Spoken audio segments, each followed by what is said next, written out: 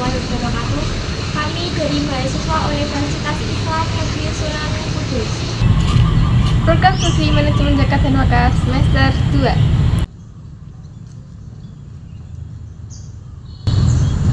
Kami dari kelompok 8. Video ini dibuat untuk menyelesaikan salah satu tugas mata kuliah statistik terapan dengan dosen pengampu Bapak Jiwan Lupirap LCEF dengan judul tema Perbankan Syariah. Sebelum masuk ke pembahasan lebih lanjut, izinkan kami memperkenalkan diri. Saya Umita Kepuri dengan NIM 245034005. Saya Belva Fitria dengan NIM 245034011. Baik, yang pertama yaitu ada pengertian perbankan syariah.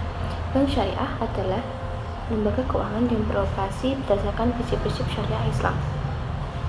Bank syariah biasanya bisa disebut juga Islamic banking atau interest free banking.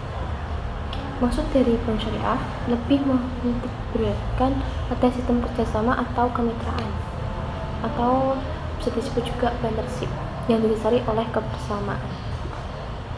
Tujuannya bank syariah adalah menciptakan sistem keuangan yang etis, transparan, dan sesuai dengan ajaran Al-Quran dan hadis, di mana keuntungan dan risiko ditanggung oleh kedua belah pihak. Perbedaan antara bank syariah dan bank konvensional itu pada sistem bunga. Bank syariah tidak menggunakan sistem bunga atau riba, sedangkan konvensional menggunakan sistem bunga. Dan bank syariah menekankan pelarangan terhadap praktik riba, aktivitas spekulatif atau maksiat, dan ketidakpastian dalam transaksi atau disebut gharar. Selanjutnya yaitu ada perbedaan bank syariah dan bank konvensional. Yang pertama yaitu pada sistem operasionalnya. Bank syariah menggunakan prinsip sesuai syariat Islam, sedangkan bank konvensional tidak sama sekali memperhatikan nilai-nilai Islam. Yang kedua yaitu keuntungan. Bank syariah dasar keuntungannya berasal dari bagi hasil, sedangkan bank konvensional berdasarkan dari bunga. Yang selanjutnya itu bank syariah tidak hanya mengejar keuntungan dunia, tapi juga mengejar keuntungan akhirat. Sedangkan bank konvensional hanya pada fokus pada orientasi duniawi. Selanjutnya itu ada bank syariah diawasi dengan DPS atau Dewan Pengawas Syariah, sedangkan bank konvensional tidak ada DPS. Dalam bank syariah, keuntungan didasarkan pada pendapatan real dari usaha nasabah, bukan dari pinjaman. Pembayaran yang diterima bank bergantung pada keberhasilan 100% dari usaha nasabah, bukan dari besaran bunga atau pinjaman nasabah. Macam-macam produk dalam perbankan syariah.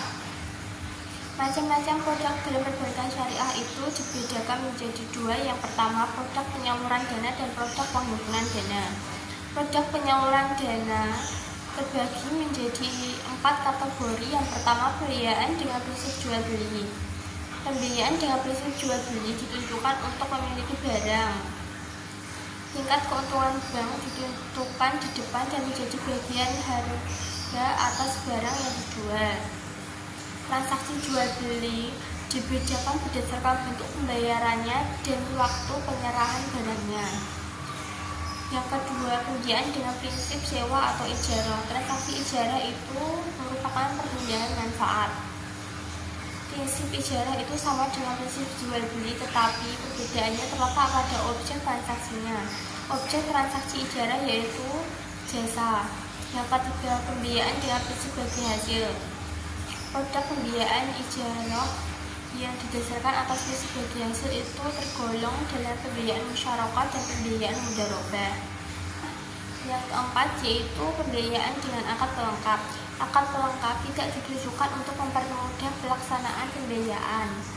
Meskipun tidak ditujukan untuk mencari keuntungan dalam akad pelengkap ini, dibolehkan untuk meminta pengganti biaya-biaya yang dikeluarkan untuk melaksanakan akad ini.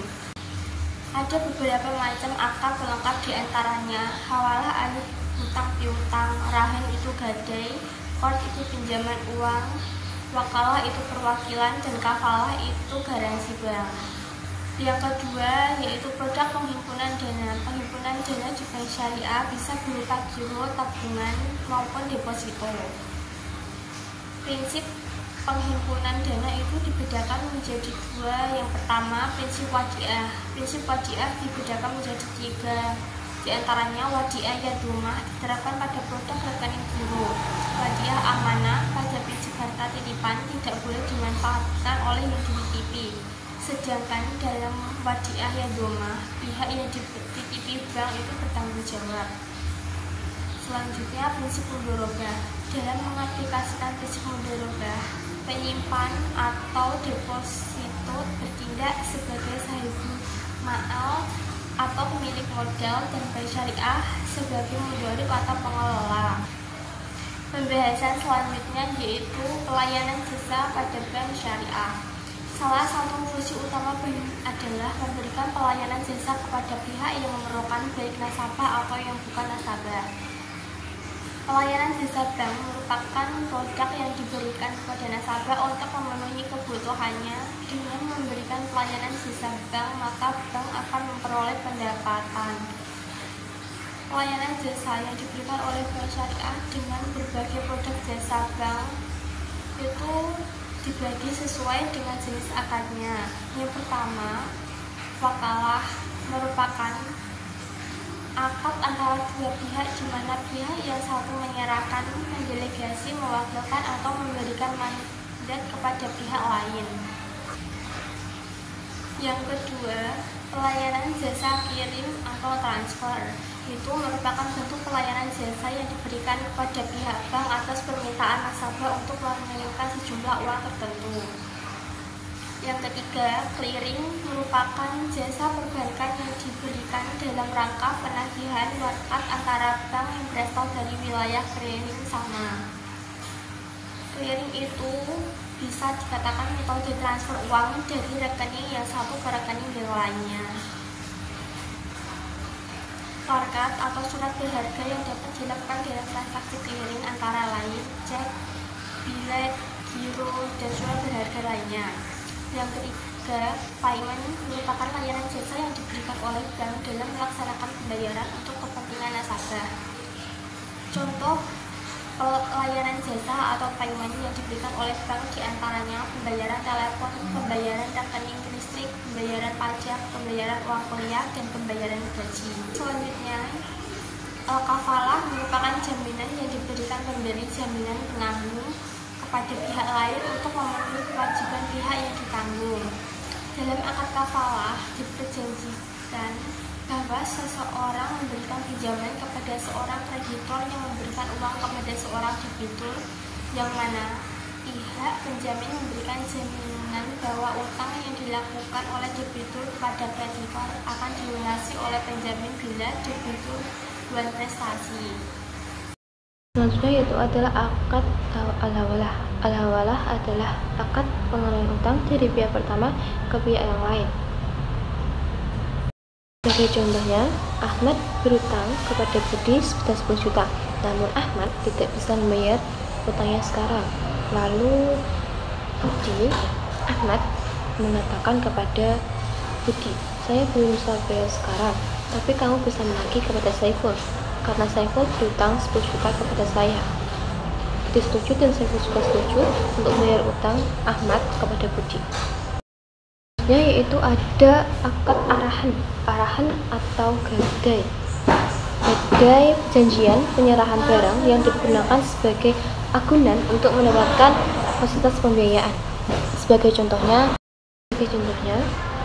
Fatimah membutuhkan uang sebesar 10 juta, tapi Fatimah hanya memiliki 10 gram emas. Setelah itu, Fatimah mendatangi Pegadaian Syariah untuk menggadaikan emasnya. Pegadaian Syariah itu menilai emas, memberikan pinjaman kepada Fatimah sebesar 10 juta. Fatimah akan membayar pinjaman tersebut pada dalam waktu 3 bulan.